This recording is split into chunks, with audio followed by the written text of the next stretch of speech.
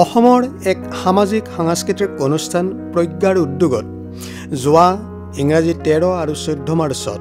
সন্ধিয়া গুৱাহাটীৰ মাছখোৱা ফাঁচী বজাৰৰ সমীপৰ ব্ৰহ্মপুত্ৰৰ পাৰৰ মুক্তাংগনত এক বিশাল আয়োজনেৰে অসম গৌৰৱ ভাৰতৰ স্বাভিমানী বীৰ সন্তান মহাৰাজ পৃথুৰ জীৱনভিত্তিক ঐতিহাসিক নাটক মহানায়ক মহাৰাজ পৃথু মঞ্চস্থ কৰে। মহানায়ক মহাৰাজ পৃথু নাটখনৰ আৰম্ভণিতে বিশিষ্ট আমন্ত্ৰিত ব্যক্তি আৰু প্ৰজ্ঞাৰ বিষয়ববীয়াসকলৰ দ্বাৰা বন্তি প্ৰজ্বলন কৰা হয়। ইয়াৰ পিছতেই আমন্ত্ৰিত অতিথিসকলক মঞ্চত একোখনকৈ ফুলাম গামোচাৰে সম্বৰ্ধনা জনোৱা হয়।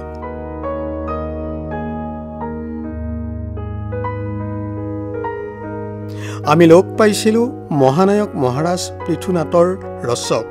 নাট্যকাৰ হিল্লোল পাঠকক। নাটখনৰ বিষয়ে কিছু জানিব বিচৰাত তেওঁৰ অনুভৱ ব্যক্ত কৰি কয়, আচলতে এই পৃথু নাটকখন প্ৰথম এই ছাবজেক্টটো মোৰ ওচৰত লৈ আহিছিলে। আজি ইয়াত আছে এই ৰাইজৰ মাজত কুমাৰেশ দত্ত। তেওঁ মোক প্ৰথম এই ছাবজেক্টটোৰ বিষয়ে কৈছিলে যে পৃথুক লৈ এখন নাটক লিখিব লাগে। তথ্য খুব কম আছে, কাৰণ সেই 1200 শতিকাৰ ইতিহাসৰ কাহিনী 1200 শতিকালৈকে যেতিয়া শংকৰদেৱে অহা নাছিলে, তো সেইখিনি সময়ত আমাৰতো ভাষাটো ইমানখিনি নাছিলে, গতিকে বুৰঞ্জীৰ তথ্য পাতি তেনেকুৱা ইতিহাস নাছিল। তো সীমিত তথ্য আৰু তাৰে ওপৰত ভিত্তি কৰি পেলাই মই বিশেষকৈ পৃথুৰ যিখিনি তথ্য পাইছিলোঁ তাতকৈ বেছি মন কৰিলোঁ তাৰ পিছৰ অসমখন, তাৰ পিছত অসমখনে যলৈকে গতি কৰিছিলে। গতিকে সেই ইতিহাসটো তাৰ পিছৰ ইতিহাসখিনিক লৈ পেলাই এই পৃথু ছাবজেক্টটো আহিলে। কিন্তু ডাঙৰ কথাটো হ'ল লিখক হিচাপে মই ফিল কৰিছিলোঁ, অনুভৱ কৰিছিলোঁ যিখিনি কথা মই পাইছিলোঁ, পৃথু এজন সাংঘাতিক ৰজা আছিল, যিজন ৰজাক সঁচাকৈ আমি নাজানো আৰু নজনাটো আমাৰ হোৱা নাই, ইতিহাস প্ৰণয়ন হোৱা নাই। বহুত বুদ্ধিদীপ্ত আছিলে। পৃথুৱে বক্তিয়াৰ খিলজীক আচলতে বক্তিয়াৰ খিলজী আফগানিস্তানৰ পৰা গোটেই ভাৰতবৰ্ষখন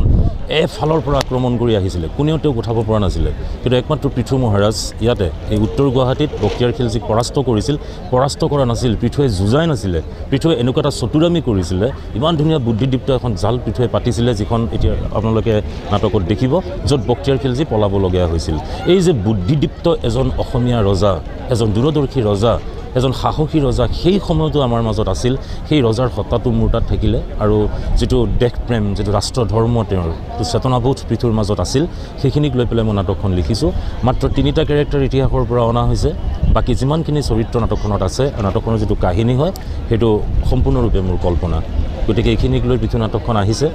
আজি নাটকখন হ'ব। আমাৰ সন্মানীয় পৰিচালক অসীম কৃষ্ণ বৰুৱা আৰু ভাল ভাল অভিনেতা অভিনেত্ৰী কৰিছে। আৰু বিশেষকৈ মই বহুত ভাল লাগিছে যে প্ৰজ্ঞাৰ দৰে ইমান বিশাল এটা অনুষ্ঠানে, সাংস্কৃতিক অনুষ্ঠানে এই নাটকখন আজি এনেকৈ আয়োজন কৰিছে, ৰাইজৰ মাজলৈ মেলি দিছে। আমি লিখাহে মানুহ, কাগজে কলমে থাকে। গতিকে প্ৰজ্ঞাৰ নিচিনা এটা প্ৰতিষ্ঠান, এইসকল অভিনেতা অভিনেত্ৰী আজি অভিনয় কৰিছে। গতিকে ৰাইজৰ মাজলৈ অসমৰ এজন আনচাং হিৰো, কোনেও নজনা হিৰো এজন বীৰ এই প্ৰজ্ঞাই আপোনালোকৰ মাজলৈ লৈ আহিছে।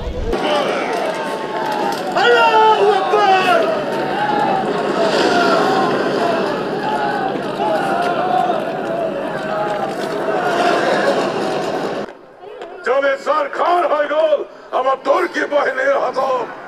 এই অল হিন্দ ভাৰত পালস এই আছিল কি তহঁতৰ বৌদ্ধিক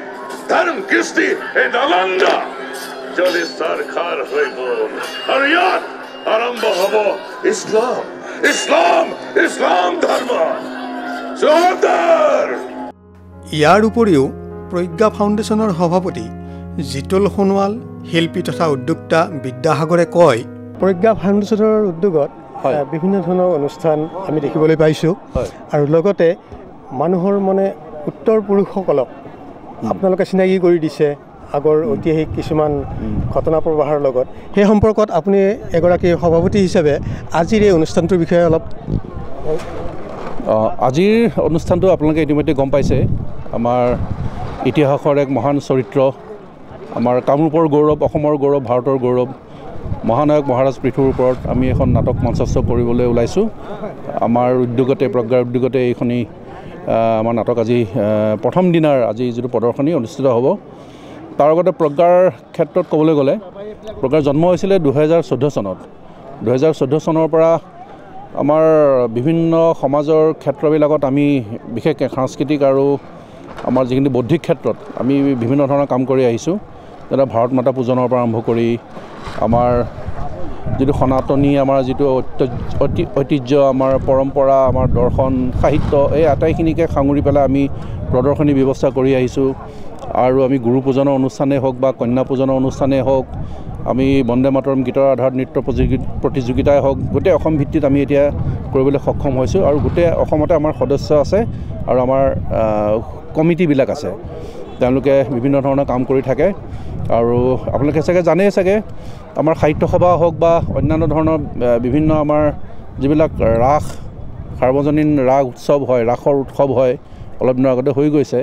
আৰু লগতে মহাকুম্ভ মেলাটো আমি তেনেকুৱা ধৰণৰ আমি সুন্দৰ প্ৰদৰ্শনী ব্যৱস্থা কৰিছিলোঁ বিশেষকৈ মহাকুম্ভ মেলাত আমি অসমৰ ঐতিহ্য সংস্কৃতিক লৈ গৈ পেলাই আমি তাত এটা এনেকুৱা ধৰণৰ এটা চিনাকি আমাৰ অসমৰ চিনাকি আমি দেখুৱাবৰ কাৰণে আমি সক্ষম হৈছিলোঁ যেনেকৈ আমি মা কামাখ্যা মন্দিৰৰ আৰ্হিত আমি এটা মন্দিৰ আমি তাতে সজাইছিলোঁ তাতে গঢ়ি তুলিছিলোঁ আমাৰ যিটো নামঘৰ যিটো আৰ্হি বা আমাৰ যিটো সত্ৰৰ যিটো আৰ্হি তাৰো আৰ্হিৰে আমি তাতে আমি সুন্দৰকৈ সজাই পৰাই আমি গোটেই কুম্ভ মেলাত যিমান আহিছিলে মানুহ তেওঁলোকক আমি দেখুৱাবলৈ সমৰ্থ হৈছিলোঁ প্ৰায় 20 লক্ষৰো অধিক মানুহে আমাৰ যিটো পেভিলিয়ন আছিলে তাত পদাৰ্পণ কৰিছিলে আৰু তেনেকৈ ধৰণে আমি অন্যান্য ক্ষেত্ৰতো বহুত কাম কৰি আছোঁ যেনেকৈ থলুৱা গীত মাতৰ সংৰক্ষণ আদিৰ ক্ষেত্ৰত আমি ইতিমধ্যেই জিলাভিত্তিক আমি কিছু কাম কৰিছোঁ আমি বিচাৰিছোঁ যে থলুৱা গীত মাত যিখিনি হেৰাই যাব খুজিছে সেইখিনিও যাতে আমি সংৰক্ষণ কৰি ভৱিষ্যত প্ৰজন্মৰ বাবে থৈ যাব পাৰোঁ আমাৰ প্ৰজ্ঞাৰ মূল লক্ষ্য হৈছে যে যিবিলাক আমাৰ সনাতনী পৰম্পৰাৰে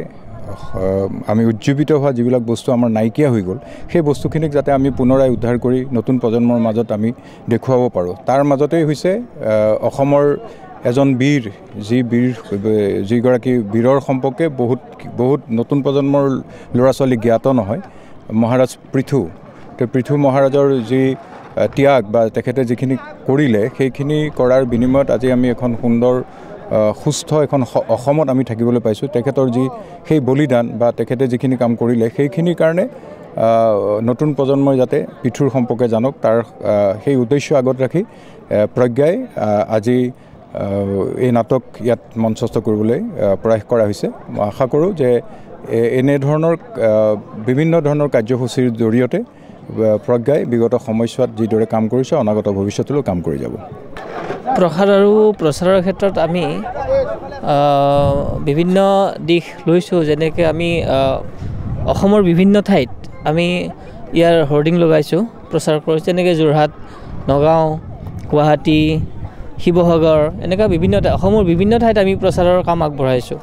যাতে গম পায় অসমৰ বিভিন্ন ঠাইৰ মানুহে গম পায় যে গুৱাহাটীত পৃথুৰ ওপৰত এখন নাটক হ'ব গৈ আছে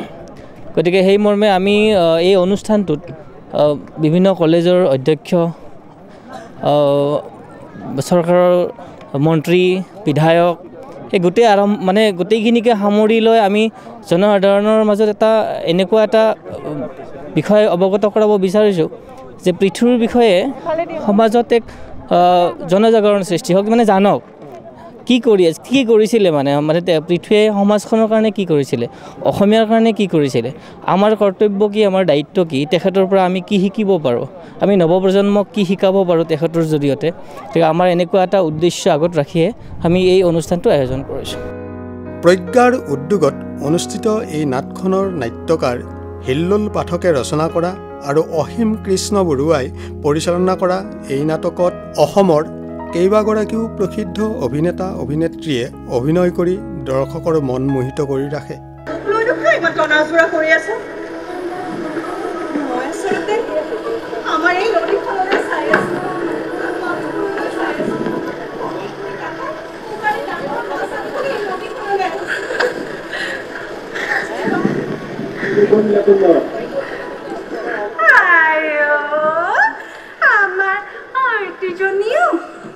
দুদিন পাছত যে তই শহুৰৰ আখলত কথা পাবিগৈ তেতিয়া কাকালৈ মনত পেলাবিনে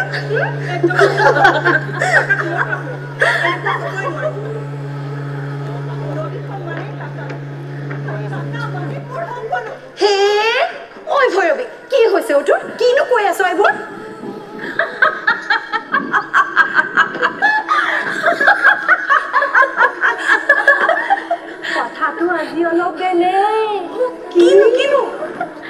সিদিনা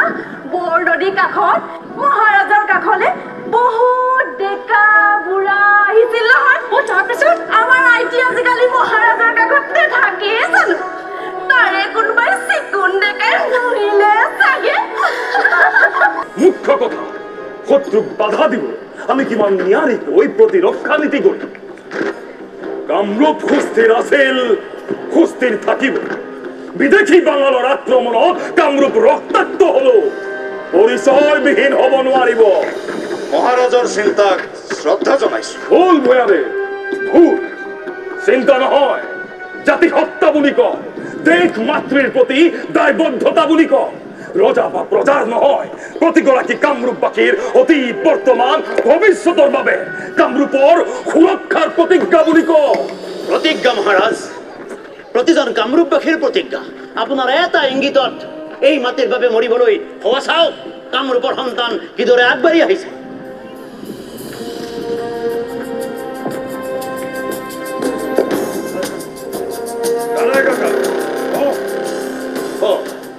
আপোনালোক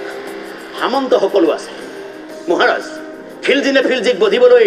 এই সকলো ওলাই আহিছে হ'ব তোমালোকৰো প্ৰয়োজন হ'ব কিন্তু এতিয়া এইদৰে এনেকৈ মাছ মাৰিবলৈ ওলোৱাৰ দৰে কথা নহয়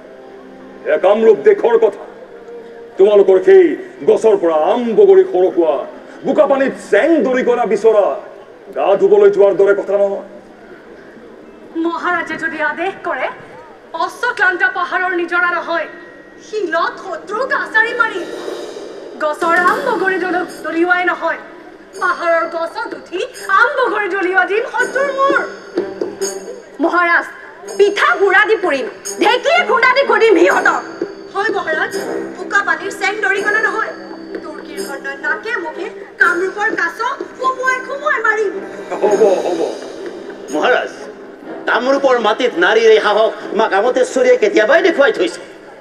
দেশ বচাবলৈ ভৱিষ্যতেও এনেকৈ এইখন কামৰূপত বহুতো মহিলা বীৰৰ জন্ম হ'ব মহাৰাজ হয় কানাই কাকাই উচিত কথাই কৈছে মহাৰাজ মহাৰাজ দুট আহিছে নিশ্চয় কিবা খবৰ আছে মহাৰাজ পশ্চিম সীমান্তত আমাৰ মেচ সম্প্ৰদায় সামন্ত বক্তিয়াৰ খিলজাতত বন্দী হৈছে মেচ সম্প্ৰদায় সামন্তৰ সৈন্য একেবাৰে কম থকাৰ বাবে খিলজি সৈন্যই সহজে বন্দী কৰিলে তেওঁ মেচ বন্দী হ'ল ইয়াৰ পাছত তাৰমানে আমি মহাৰাজ মদনক ঢোল বজাবলৈ আদেশ দিয়ক দেৱী মাক জগাই তোলক বিৰুবালা বাসৱী ৰম্ভা মাত মাত বাথুক মাত কামৰূপৰ মাটি নদী পাহাৰ বতাহ কঁপি উঠক মাত বাথুক মাত অখিলাময় পৰ্বতৰ সেই বুকুত আমাৰ দেৱালয় আহক আমি আটাই তালৈ যাওঁ আজি বাথৌ জাগিব এই স্বামীহঁত যা উত্তাল ছন্দ জগাই তোল বাথৌ আদেশ কৰক মহাৰাজ মদন বজা ঢোল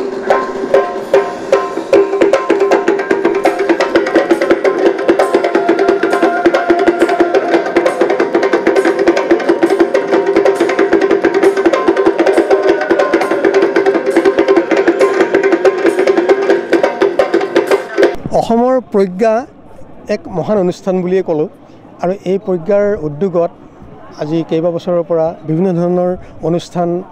বা তেনেকুৱা মঞ্চ আমি দেখিবলৈ পাইছোঁ আজিৰ এই দুদিনীয়া কাৰ্যসূচীৰ নাটক সম্পৰ্কত আপোনাৰ পৰা দুই এষাৰ বিচাৰিছোঁ আপুনি যিহেতু প্ৰজ্ঞাৰ লগত বিশেষভাৱে জড়িত এগৰাকী উদ্যোক্তা আমাৰ প্ৰজ্ঞাৰ ফালৰ পৰা আজি যোৱা দুটা বছৰ আমি মহাবীৰ চিলাৰায় কৰিলোঁ তাৰ আগতে আমি কৰিলোঁ আপোনাৰ লাচিত বৰফুকন এইবাৰ আমাৰ কামৰূপৰ এজন মহাবীৰ ৰজা যাক আমি নতুন প্ৰজন্ম গম নাপায় বা আমিও তেনেকৈ গম পোৱা নাছিলোঁ ধৰক আমাৰ বুৰঞ্জীটো তেনেধৰণে তেখেতৰ বিশদভাৱে তেখেতৰ বিষয়ে নাই কিন্তু আমাৰ বিশিষ্ট নাট্যকাৰ হিল্লোল পাঠকে মহাৰাজ মহানায়ক পিঠু যি নাটকখন ৰচনা কৰি ওলাইছে এই নাটকখনৰ জৰিয়তে আমি পিঠুৰ বীৰত্বৰ তেওঁ কেনেধৰণে বক্তিয়াৰ খিলজিক এই কামৰূপৰ পৰা খেদি পঠিয়াইছিল তেওঁৰ যিটো সেই বীৰত্বৰে বিনা অস্ত্ৰৰে তেওঁ নিজৰ মন মগজুৰ বুদ্ধিমত্তাৰে তেওঁ যিটো খিলজিক আমাৰ কামৰূপৰ পৰা খেদি পঠাইছিল সেই বীৰত্বৰ গোটেইখিনি কথা আমাৰ এই পিঠুৰ জৰিয়তে এইবাৰ আমাৰ নাটকখন মঞ্চস্থ হ'ব আপোনালোকে পাব আৰু মই বিশেষকৈ আপোনালোকৰ চেনেলৰ জৰিয়তে মই সকলোকে আমন্ত্ৰণ জনাওঁ আমাৰ নাটকখন চাওক নতুন প্ৰজন্মই যাতে আমাৰ মহাবীৰসকলৰ কথা জানিব পাৰে আমি তাৰ কাৰণে আমি প্ৰজ্ঞাই আজি অহৰহ চেষ্টা চলাই আছোঁ আমি প্ৰজ্ঞাই বিভিন্ন কাৰ্যসূচীৰ জৰিয়তে আমাৰ ইতিহাস যিবিলাক আমাৰ বীৰ বীৰাংগনাক আমি ৰাইজৰ মাজত আৰু নতুন প্ৰজন্মৰ মাজত আমি পৰিচয় দিয়াৰ কাৰণে আমি চেষ্টা কৰি আছোঁ আমি আশা কৰোঁ আমাৰ এই দুদিনীয়া কাৰ্যসূচী আজি আমাৰ প্ৰথম নিশা আজি প্ৰথম নিশাৰ পিছত অহাকালি আমাৰ দ্বিতীয় নিশা আছে এই দ্বিতীয় নিশাটো আমি সকলো দৰ্শক ৰাইজ যাতে আমাৰ ইয়াত আহি নাটকখন উপভোগ কৰে আৰু আমাক দিহা পৰামৰ্শ দিয়ক আমাক প্ৰজ্ঞাক সাহস দিয়ক আমি যাতে এনেধৰণৰ কাম ভৱিষ্যতে কৰি যাব পাৰোঁ ব্ৰহ্মপুত্ৰৰ পাৰৰ মুকলি মঞ্চত অনুষ্ঠিত হোৱা এই নাটখন উপভোগ কৰিবলৈ অহা কেইবাগৰাকীও বিশিষ্ট ব্যক্তিৰ ভিতৰত জনপ্ৰিয় অভিনেত্ৰী মলয়া গোস্বামী অসম বিধানসভাৰ অধ্যক্ষ বিশ্বজিৎ দৈমাৰী বিশিষ্ট লেখিকা সাহিত্যিক অনুৰাধা শৰ্মা পূজাৰীৰ পৰা প্ৰজ্ঞাৰ উদ্যোগত সময়ে সময়ে অনুষ্ঠিত কৰি অহা এনেবোৰ পদক্ষেপৰ বিষয়ে তেওঁলোকৰ অনুভৱ ব্যক্ত কৰি কয় অসম এক ঐতিহাসিক স্থল পৃথিৱীত বহুত ঠাইত বহু ধৰণৰ তেনেকুৱা মানে কিবা থাকে কাহিনী থাকে কিন্তু অসমটো হ'ল বীৰভূমি আজি প্ৰজ্ঞাই লাহে লাহে ভিতৰত গৈ আছে প্ৰথম আপোনাৰ লাচিত কৰিলে লাচিতৰ আগৰ মানে শতিকালৈ গুচি গৈ চিলাৰায় কৰিলে চিলাৰায়ৰ আৰু ইয়াৰ বহুত আগত আহি আজি মানে পৃথু মহাৰাজৰ ভালে আহি গ'ল লাহে লাহে মহাভাৰত পাবগৈ ইয়াৰ পিছত মানে নেক্সট যদি কৰিব লাগে মই কম কুমাৰ ভাস্কৰ বৰ্মনৰ কথাটো আহিব অসমৰ কুমাৰ ভাস্কৰ বৰ্মনৰ পিছত আপোনাৰ কি কয় ভগদত্তহঁতৰ কাহিনী লৈ যাব মহাভাৰতৰ ইয়াৰ পিছত গৈ বানাসুৰৰ কাহিনী নৰকাসুৰৰ কাহিনী ইয়াৰ পিছত মাজত আৰু বহুতো আমাৰ তেনেকুৱা ঐতিহাসিক আছে মূলা গাভৰুৰ বিষয়ে আমি পুনৰ প্ৰায় চবে মানে পাহৰি যাব খুজিছোঁ এইবিলাক আকৌ হ'ব লাগে আৰু তেনেকুৱা বহুত অসমৰ গৌৰৱ মানে ইতিহাস আছে বীৰবিলাকৰ গতিকে সেইবোৰ প্ৰজ্ঞাই যিটো এটাৰ পিছত এটা কৰি আছে সেইটোৰ দ্বাৰা পুনৰ আজিৰ প্ৰজন্ম নহয় আগৰ মানুহখিনিও স্মৰণ কৰিবলৈ মানে লাহে লাহে আৰম্ভ কৰিছে নহ'লেতো আমি অকল নিজক লৈ ডেইলি ৰাতিপুৱাৰ পৰা খোৱা লোৱা ব্যৱহাৰ পাতি কোনে কাক কি ব্যৱহাৰ কৰিছে তাকে লৈ আমাৰ সমালোচনা কৰি থাকোঁতে দিন যায় আৰু আমি আগৰ মানে কি কয় আমাৰ অতীতৰ কথা পূৰ্বপুৰুষসকলৰ কথা এইবিলাক আমি চবে পাহৰি গৈছোঁ গতিকে সেইবিলাকে আমাক চবকে অনুভৱ কৰায় যে আমাৰ দায়িত্ব কি কৰ্তব্য কি আমাৰ পূৰ্বপুৰুষসকলৰ ইতিহাসকে যদি আমি সন্মান দিব নাজানো আৰু সেইটো যদি প্ৰচাৰ কৰিব নাজানো আমাৰ পৰিচয়নো ক'ত থাকিব দুদিন আপোনাৰ পৰিচয় পাব ইয়াৰ পিছতো পাহৰিয়ে যাব কিন্তু পৃথুৰ যিটো ভূমিকা চিলাৰায়ৰ নৰনাৰায়ণৰ যিটো ভূমিকা লাচিতৰ যিটো ভূমিকা ঠিক তেনেকৈ আপোনাৰ কুমাৰ ভাস্কৰ বৰ্মনৰ ভূমিকা মানে সেইবিলাকৰ লগত জড়িত হ'লেহে তেখেতসকলৰ দ্বাৰা আমাক সদায় জানিব অসমীয়া মানুহক নহ'লে আমাৰ কাৰণে কিমান দিন জানিব আমাৰ পৰা যে মানে মনত ৰাখিবলগীয়া বিশেষ কি আছে গতিকে আমাৰ ইতিহাসটোৱে আমাক ক'ব আজি ভাৰতৰ সভ্যতা সংস্কৃতি মহাভাৰত ৰামায়ণৰ কাৰণে গোটেই পৃথিৱীয়ে জানে যে ভাৰতবৰ্ষ ইয়াৰ সমৃদ্ধশালী ইয়াৰ আপোনাৰ গোটেই মানে সংস্কৃতি সমাজৰ ৰীতি নীতি ধৰ্ম এই গোটেই কথাবিলাক পৃথিৱীবাসী মানুহে জানে ঠিক ভাৰতৰ ভিতৰত অসম আৰু অসমীয়াক মানুহে জানে এই ৰাজা মহাৰাজা সেই যুগৰ মানুহবিলাকৰ পৰা গতিকে সিহঁতক বাদ দি আমাৰ পৰিচয় হ'ব নোৱাৰে তাৰ কাৰণে প্ৰজ্ঞা যিটো কৰি আছে বহুত ডাঙৰ কাম কৰি আছে মোৰ সদায় এটা শুভেচ্ছা থাকিব তেওঁলোকে যি এটা মানে পটেদি যিটো যাত্ৰাত আগবাঢ়িছে এয়া নিশ্চয়কৈ মানে সফলতা হোৱাৰ লগতে আমাৰ গোটেই অসমকে অসমীয়াকে পৰিচয় দাঙি ধৰিবলৈ আনৰ লগত গৌৰৱৰে আমাৰ ইতিহাসৰ বীৰ পুৰুষসকলৰ কথা শ্বেয়াৰ কৰিবলৈ আমাক মানে সক্ষম কৰিব সুযোগ দিব এতিয়া মই ডাঙৰ হৈছো বুজি লবি তই ডাঙৰ হলি কিমান ডাঙৰ হলি তই কষ্ট সৰুতে যে তই মাছ ধৰিবলৈ যাওঁতে মোকো লগত লৈ গৈছিলি মোক নদীৰ পাৰত বহুৱাই থৈ তই নদীৰ মাজলৈ সোমাই গৈছিলি নদীৰ ঢৌ সেইবোৰ মই একো বুজি পোৱা নাছিলোঁ তোক উটুৱাই নিব যে সেই মই ভাবিবই পৰা নাছিলোঁ কেৱল ৰৈ আছিলোঁ মোৰ বাবে এটা ডাঙৰ মাছ আনি দিবি বুলি কাকা তেনে এটা মাছ আনিবলৈ তই বহুত সময় নদীখনতে হেৰাই আছিলি মোৰ কিন্তু ভয় লগা নাছিল কাৰণ তেতিয়া মই সৰু আছিলোঁ নদীৰ ঢৌ সেইবোৰ একো বুজিয়ে পোৱা নাছিলোঁ কেৱল মাছ নেপালেহে খং উঠিছিল ধৰি ল মই তেনেকুৱা এটা মাছ আনিবলৈ গৈ ধৰি লোৱাৰ কথা নহয় কাকা ধৰি লোৱাৰ কথা নহয় এতিয়া মই ডাঙৰ হ'লো গতিকে তেনে এটা মাছ আনি দিবি বুলি মই ৰৈ নাথাকো তেতিয়াহ'লে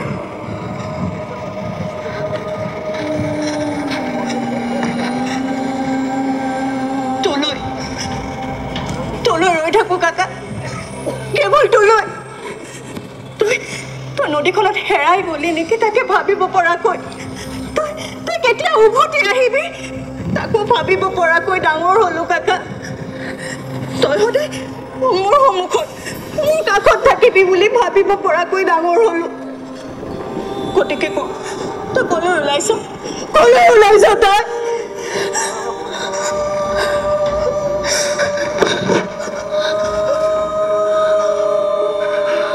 তোৰ সেই নদীখনত এটা বিষাক্ত মাছ নামিছে ক'ৰবাৰ পৰা ভৈৰৱী সেই মাছে বিষ বিয়পাই দিব আৰু সেই বিষে আমাক সকলোকে শেষ কৰি দিব ভৈৰৱী মই সেই নদীখন বচাবলৈ ওলাইছোঁ তই পাৰিবি জানো অকলে নোৱাৰিবও পাৰোঁ নোৱাৰিবও পাৰোঁ নোৱাৰিলে তই চিঞৰি বুকু পিন্ধাই সকলোকে কবি দেশৰ কাৰণে মৰিবলৈ যোৱা দেশৰ কাৰণে আত্মগোপন কৰি শতৰূপ বধিবলৈ যোৱা সেই কাকাৰ ফলি তই তোৰ মোৰ দৰে বহুতো ভাল কৰি জন্ম হ'ব এই দেশত জন্ম হ'ব ভৈৰৱী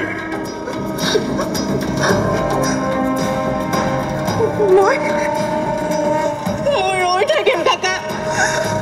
ৰৈ থাকিম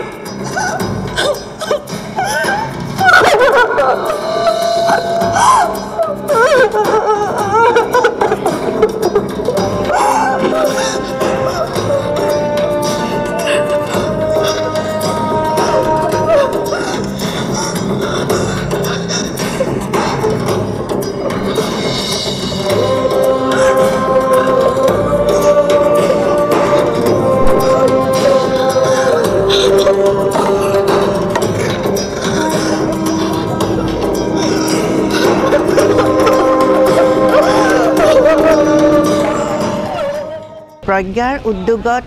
ইয়াৰ আগতেও চিলাৰায় নাটক লাচিত বৰফুকন চাইছোঁ আৰু এই উদ্যোগটো মই আটাইতকৈ ভাল পোৱাৰ কাৰণটোৱে হৈছে আমাৰ নৱপ্ৰজন্মই বিশেষভাৱে আমাৰ যিসকল ইতিহাসৰ যিসকল বীৰ পুৰুষ বা যাৰ অৱদান অৰিহণা যথেষ্ট আছে ইতিহাসত সেই কথাবিলাক নাজানে আমাৰ সমসাময়িক বহুতেই নাজানে নতুন প্ৰজন্মৰ কথা বাদেই দিছোঁ গতিকে প্ৰজ্ঞাই এইখিনি অতি আন্তৰিকতাৰে এনেকুৱা ধৰণৰ কিছুমান কাম কৰিছে নাটক যিহেতুকে ভিজুৱেল মিডিয়া য'ত পঢ়াতকৈও আগতে চোৱাৰ লগে লগে মানুহে তৎক্ষণাত সকলো কথা বুজি পায় গতিকে এইবাৰো আহিছোঁ পৃথু নাটকখনৰ কাৰণে পৃথু আচলতে কোন আছিল সঁচা কথা ক'বলৈ গ'লে নৱপ্ৰজন্ম বাদেই দিছোঁ আমাৰ বহুতেই নাজানে তেওঁ যে এজন ইমান ডাঙৰ বীৰ ৰজা আছিলে বখতিয়াৰ খিলিজীক তেওঁ হৰুৱাইছিলে তেওঁ পুৰণি যি বাংলাদেশৰ সৈতে আমাৰ যি কামৰূপ আছিলে সেই ইতিহাসৰ তাৰ তেওঁ শাসনকৰ্তা আছিলে আৰু কি হৈছিলে এই ঘটনাবোৰ আচলতে পঢ়াৰ লগে লগে ইতিহাস বহুতেই নপঢ়ে কিন্তু নাটক এখন চোৱাৰ লগে লগে সকলো তৎক্ষণাতে বুজি পাই যায় প্ৰজ্ঞাক মই এই কাৰণে ধন্যবাদ জনাইছোঁ প্ৰজ্ঞাই বহু ধৰণৰ এনেকুৱা ধৰণৰ উদ্যোগ লৈছে হিল্লুল কুমাৰ পাঠকে এইবাৰ নাটকখন লিখিছে মোৰ গোটেই সমস্ত নাটকৰ সকলো কলা কৌশলী আৰু নাট্যকাৰ সকলোলৈকে মোৰ শুভেচ্ছা থাকিলে আৰু প্ৰজ্ঞাই আগলেও এনেকুৱা ধৰণৰ কামবিলাক কৰি যাওক তালৈকে মোৰ শুভেচ্ছা আৰু অভিনন্দন জনালোঁ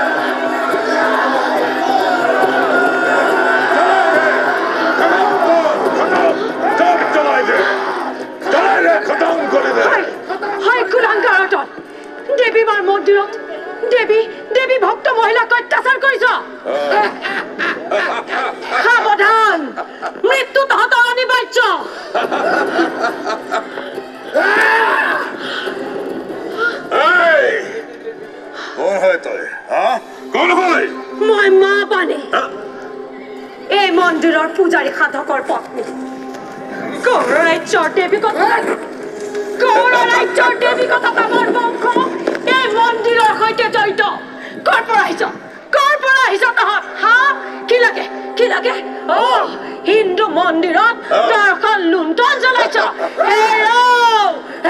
ভাৰতবৰ্ষৰ গহবৰতো তাই নাপাবি তহঁতে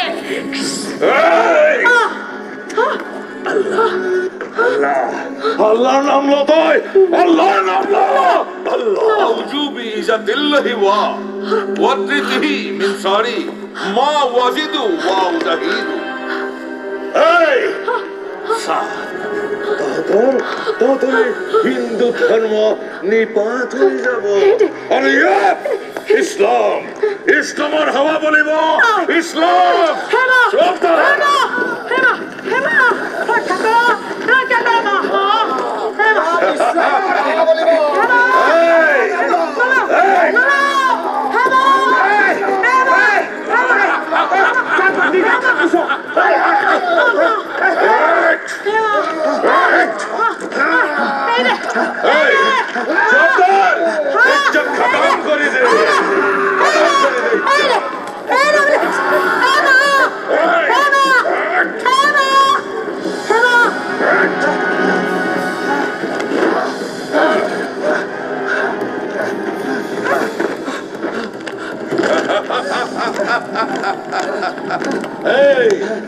खत्म इज्जत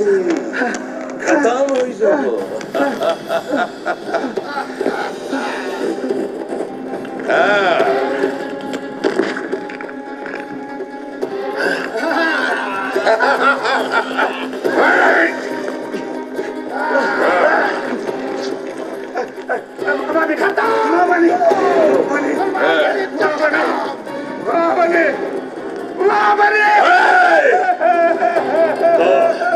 जन्नत लगे ना नहीं तो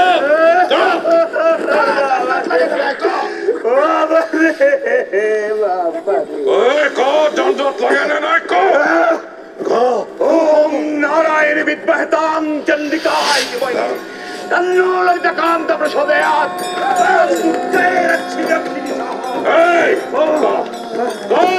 जन्नत লাগিব নে না काली चंडी जितंदे कर देवी कृष्ण विष्णु ब्रह्मा जितंदे कर विधाता जोत मंदिर मंत्र जाति पाए जोत नदी पुखुरी मात हेराय पूजा ताई लागिले जोत गंगा बय আছে নিরবধির পাপ পোষণ করি করি তাতেই বদ্ধ তাতেই মোর স্বর্গ নাগে নাগে নাগে মুক্তি উপায় চুপ Durga, Gauri, Vishnu. Hey! এইসব পাখন্দ হয় আরে পাখন্দ বোরে তো কেতিয়াও জন্নত নিদিয়ে কেতিয়াও জন্নত নিদিয়ে হাৰিগল তোৰ ভগৱান আমাৰ মালিকৰ হাতত লণ্ড ভণ্ড হৈ গ'ল তাহাঁতৰ হিন্দু মঠ মন্দিৰ সকলো মূৰ্খ তুৰ্কী তাক বুজা নাই তাতে মন্দিৰ ভাঙিলি তাৰ মানে কি মন্দিৰ ভাঙি ভগৱানৰ ঘৰ ভাঙিব খুজিছ জাগ্ৰত দেৱী দেৱীৰ ঘৰ গংগা পুৰাণ উপনিষদ বিশ্ব ব্ৰহ্মাণ্ড জুৰি বিয়পি আছে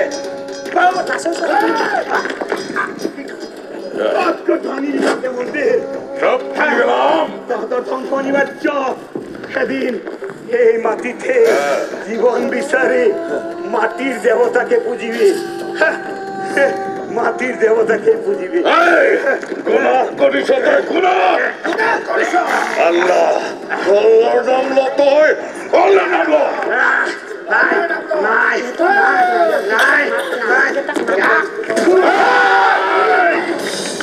আল্লাহৰ নাম ল আল্লাহৰ নাম ল নাই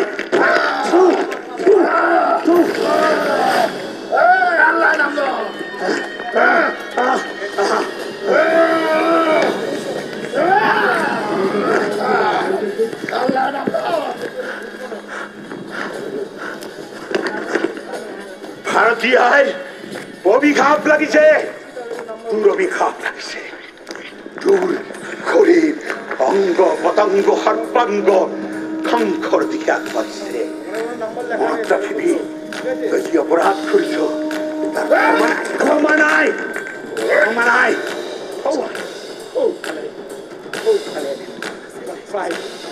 তাতে আছে ভামৰী দেৱীৰ মন্দিৰ এই দেৱীয়ে তহঁতক ফুবলৈ মাতিছে তোৰ তহঁতৰ ধ্বংস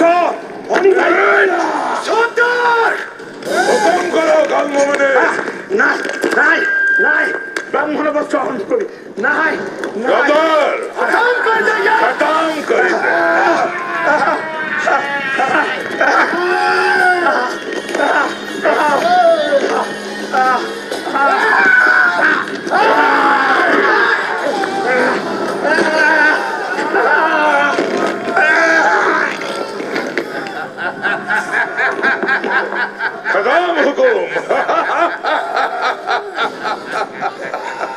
প্ৰজ্ঞা ফাউণ্ডেশ্যনে ইতিমধ্যে বিভিন্ন আধ্যাত্মিক চিন্তা চৰ্চাৰে সৈতে কিছু ইতিহাসৰ লগত জড়িত চিন্তা চৰ্চাৰে সৈতে বহুতো উল্লেখযোগ্য কাম কৰিছে আৰু সৌভাগ্যক্ৰমে তেনেকুৱা কিছু অনুষ্ঠানত ময়ো থাকিবলৈ সুযোগ পাইছোঁ আৰু তাৰে আজি এই সন্ধিয়াটি মই এয়া লাচিত ঘাটত আৰু তাতো এটা খুব সুন্দৰ কাৰ্যসূচী লৈছে তেখেতসকলে সেইটো হৈছে এখনি নাটক ময়ো নাটকৰে এই জগতৰে এই পৃথিৱীৰে গতিকে নাটক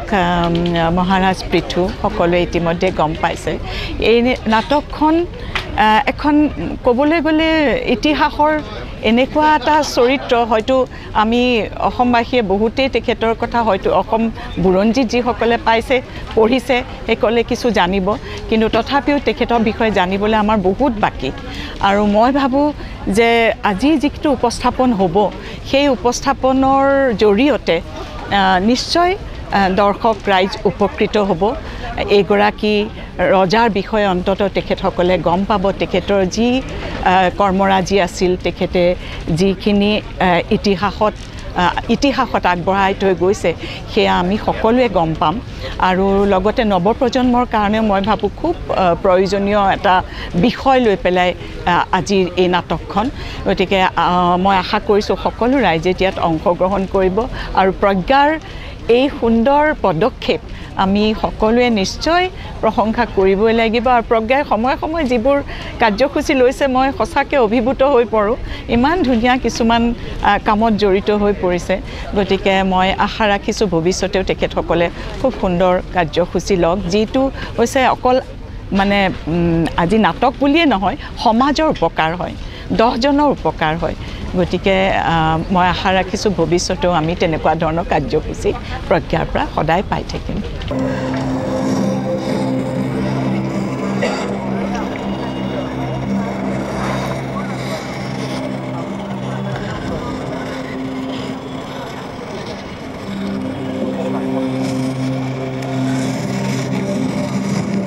মহাৰাজ আহাৰ গ্ৰহণ কৰিব ৰান্ধনি ঘৰ আজৰি হ'লনে হ'ল মহাৰাজ দেওঘৰহে খোলা দেও যোৱা নাই দেৱী পূজালৈ বেছি দিন নাই নহয় আহিন মা পালেহি বহাব আপুনি আহাৰ গ্ৰহণ কৰক মহাৰাজ মই আছো কি হ'ল ইমান হাঁহি ধেমালি কৰি নাচি জঁপিয়াই ফুৰা ছোৱালীজনী আজি হঠাতে দুটি দি যোৱা খবৰ সঁচানে মহাৰাজ মেছৰ সামন্ত যে শত্ৰুৰ হাতত বন্দী হোৱা বুলি কৈ গ'ল মানে কাকা বন্দী হ'ল নেকি মহাৰাজ মই মেছৰ কথাকে ভাবি আছো মোৰ পৰা বিদায় লোৱাৰ পৰত মেছে কোৱা কথাখিনিকে ভাবি আছো আপুনি আৰু কাকাই মোক মনে মনে থাকিবলৈ কৈছে সেইদিনা আপুনি আৰু কাকাই কথা পাতি থাকোঁতে মই যে সোমাই আহিছিলোঁ মই আচলতে একোৱে বুজি পোৱা নাছিলোঁ মহাৰাজ কেৱল শত্ৰু আক্ৰমণৰ কথা যে কৈছিল আৰু সেই ৰজা এজনক সকলোকে এৰি পলাই যোৱাৰ কথা কৈছিল মই ভয়হে খাইছিলোঁ মহাৰাজ দুদিনীয়াকৈ অনুষ্ঠিত হোৱা মহানায়ক মহাৰাজ পৃথু নাটখন 14 মাৰ্চ অৰ্থাৎ দ্বিতীয় দিনা নাট উদ্বোধন কৰে অভিনেতা উপকূল বৰদলৈয়ে অসম বৈভৱ অসম সৌৰভ আৰু অসম গৌৰৱ মাননীয় মুখ্যমন্ত্ৰী মহোদয়ে সংবাদমেলৰ জৰিয়তে প্ৰকাশ কৰিছিল মই আমাৰ গোত্ৰৰ এগৰাকী ব্যক্তিক মুখ্যমন্ত্ৰী ডাঙৰীয়াই অসম সৌৰভ সন্মানেৰে সন্মানিত কৰিছিল তেখেত হৈছে অসমৰ এগৰাকী বিশিষ্ট নাট্যকাৰ অভিনেতা পৰিচালক গীতিকাৰ হেমন্ত দত্ত মোৰ ভাল লাগিছে এটা কাৰণে ব্যস্ততাৰ মাজত নাটকখন চাবলৈ আহি আমাক এই যে অভিনয় শিল্পীসকলক যে উৎসাহিত কৰিছে মাননীয় মুখ্যমন্ত্ৰী ডাঙৰীয়াক মই পুনৰবাৰ শলাগ লৈ মই আজিৰ এই নাট্য সন্ধ্যাটি আনুষ্ঠানিকভাৱে উদ্বোধন কৰিছোঁ বুলি ঘোষণা কৰিছোঁ ধন্যবাদ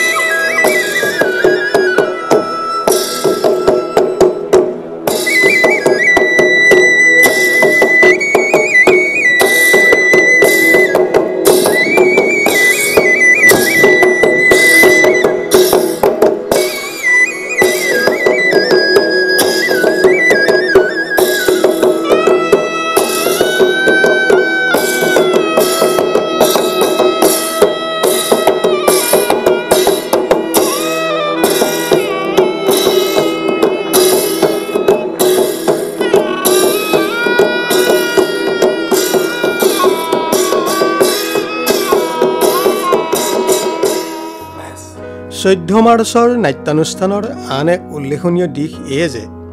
বহুতো নাট্যপ্ৰেমী দৰ্শকৰ লগতে অসমৰ মুখ্যমন্ত্ৰী ডক্টৰ হিমন্ত বিশ্ব শৰ্মা উপস্থিত থাকে আৰু সকলোৰে লগত নাট উপভোগ কৰি নাট্যশিল্পীসকলৰ লগতে কলা কুশলী তথা প্ৰজ্ঞাৰ বিষয়ববীয়া কৰ্মকৰ্তাসকলক উৎসাহিত কৰি তোলে হত্যা তেনেকৈ নহয় খিলজিৰ বিশ্বাসভাজন হৈ খিলজিক কামৰূপৰ ফালে টানিব লাগিব ইমানেই বিশ্বাসভাজন হ'ব লাগিব যে খিলজিয়ে কেৱল তেওঁ যিদৰে ক'ব সেই ধৰণেহে আগবাঢ়িব আনকি নিজৰ সেনাপতিকো এলাগি কৰি খিলজীয়ে তেওঁ কোৱা কথা আৰু নিৰ্দেশ অনুসৰি সেইফালে আহিব খিলজীয়ে তেওঁক নহয় মহাৰাজ তেওঁক নহয় মোক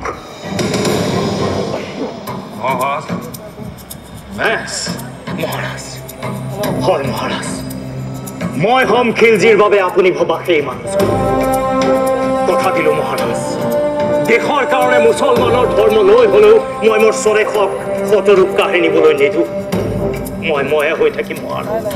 মুছলমানৰ ধৰ্ম কেৱল মোৰ আচৰণতে থাকিব মোৰ তেজত দেহত আত্মাৰ পৰা মোৰ স্বদেশ কামৰূপখনক জানো কোনোবাই কাঢ়ি নিব পাৰিব মহাৰাজ সেই দেশ বচাবলৈ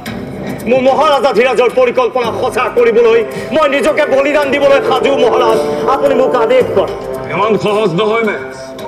খিলজীৰ শিবিৰত আপুনি মুছলমান সম্পূৰ্ণ দেহে মনে নিজকে পাহৰিব লাগিব সঁচা কিন্তু মোৰ স্বদেশ স্বজাতি আৰু স্বধৰ্ম পাহৰিব নালাগিব নহয় এয়াতো মোৰ কাৰণে তেনেই সহজ মহাৰাজ বিপদ কিন্তু আপোনাৰ বিপদ মোৰ কোলাৰ কেঁচুৱা পিঠিৰ বোজা হৈ থাকিব মহাৰাজ বিপদক মই কোলাৰ কেঁচুৱাৰ দৰে নিচুকাম পিঠিৰ বোজাৰ দৰে কঢ়িয়াম মহাৰাজ এক মুহূৰ্তৰ বাবে ইফাল সিফাল হলে ইফাল আৰু সিফাল দুইফালে মই সচেতন আৰু সক্ৰিয় হৈ থাকিম মহাৰাজ ইফালে মোৰ শত্ৰু সিফালে মোৰ দেশ কিন্তু ধৰ্ম যে সলনি হ'ব মেছ ৰাজনীতি মহাৰাজ ৰাজনীতি হয় মহাৰাজ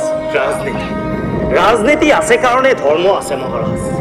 ধৰ্মই ৰাজনীতি নিৰূপণ কৰে ৰাজনীতিও ধৰ্ম এৰাই নচলে মহাৰাজ নহলে দেখোন দেশ প্ৰদেশ শাসন প্ৰশাসন একোৱেই নাথাকিব অসমৰ অন্যতম এই প্ৰজ্ঞা ফাউণ্ডেশ্যনে মহাৰাজ পৃথু নাটখনৰ উপৰিও 2014 চনৰে পৰা এনেকুৱা কেইবাখনো নাট যেনে মহাবীৰ লাচিত বৰফুকন বীৰ চিলাৰায় তথা ভাৰত মাতা পূজন কন্যা পূজন আদি অনুষ্ঠিত কৰি শিশু চেমনীয়া যুৱক যুৱতীৰ মাজত মঞ্চৰ জৰিয়তে আমাৰ বীৰ পুৰুষসকলৰ লগতে নাৰীক উচ্চ সন্মান দিয়াৰ আদৰ্শৰে কন্যা পূজন কৰি আমাৰ সমাজ তথা দেশখনক নৈতিক আধ্যাত্মিক তথা সুশৃংখলভাৱে আগুৱাই লৈ যোৱাৰ বাবে যি প্ৰচেষ্টাৰে কাম কৰি গৈছে তাৰ বাবে উপস্থিত দৰ্শক শ্ৰোতাৰ লগতে সকলোৱে ইয়াৰ বাবে শলাগ লয়